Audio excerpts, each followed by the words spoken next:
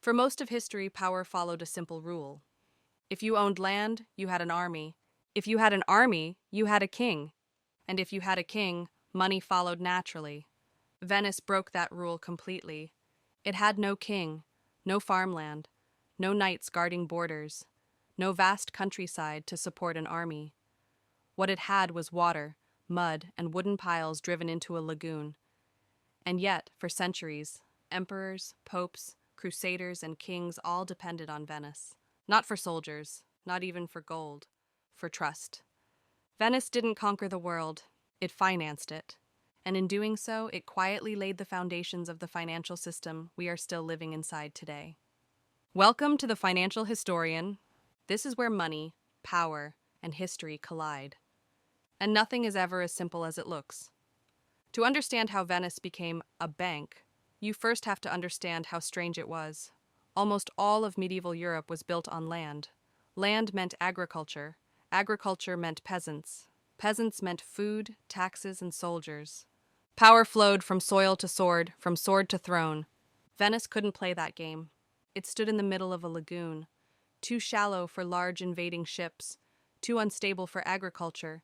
There were no fields to tax, no castles to defend, no plains for cavalry. The feudal system that defined Europe simply didn't work there. So Venice did something else. It invested not in land but in movement, not in fields but in ships, not in castles but in contracts, not in borders but in ports. From the very beginning, Venice survived by connecting other people's economies. Goods from the Islamic world, spices from Asia, silk from China, and metals and wool from Europe all passed through Venetian hands. They didn't share religions. They didn't share cultures. They didn't even share currencies. Yet Venice stood between them all. That didn't just make Venice valuable. It made Venice indispensable. At first, Venice appeared to be tied to the Byzantine Empire. On paper, it recognized Byzantine authority. In reality, it behaved more like a contractor than a subject. As long as trade flowed, Byzantium didn't interfere. The turning point came in 1082. The Byzantine Emperor Alexios granted Venice sweeping tax exemptions and exclusive trade privileges across the empire in exchange for naval support. This wasn't a reward, it was dependence. Byzantium didn't grant Venice power because Venice was weak. It did so because Byzantium couldn't function without it. From that moment on, Venice stopped paying tribute and started being paid in access. It avoided crowns, avoided thrones, refused to become anyone's vassal. Because Venice understood something clearly. If there is a king, he can be overthrown. If there is a dynasty, it can be manipulated. Venice had no king.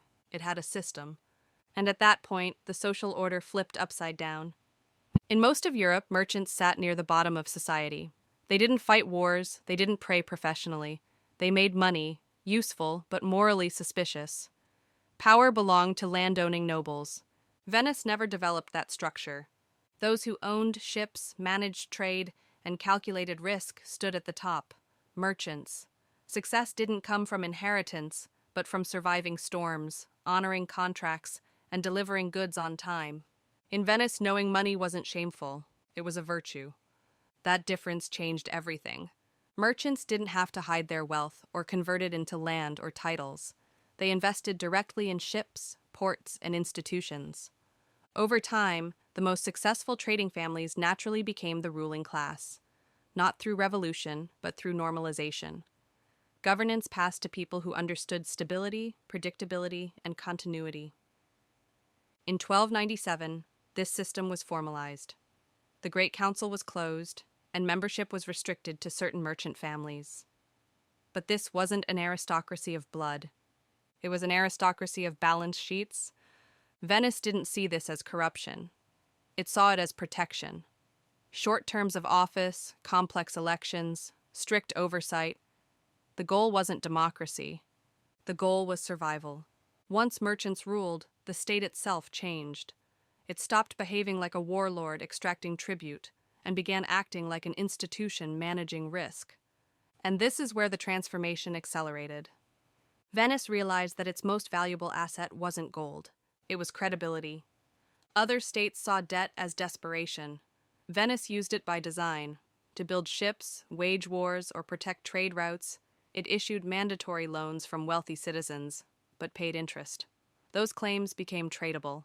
Citizens were no longer just subjects. They were creditors of the state. Loyalty wasn't enforced through fear, it was enforced through yield. Then Venice went further. It separated money from metal. In 1587, it established a state bank. Money became numbers in ledgers.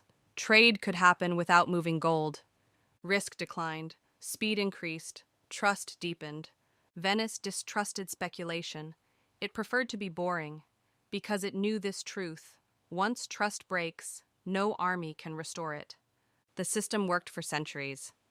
Then the ideas moved, from Venice to Amsterdam, to London, to New York. The cities changed, the logic didn't. Today, states aren't powerful because they own gold. They're powerful because people believe them. Bonds aren't backed by metal. They're backed by confidence.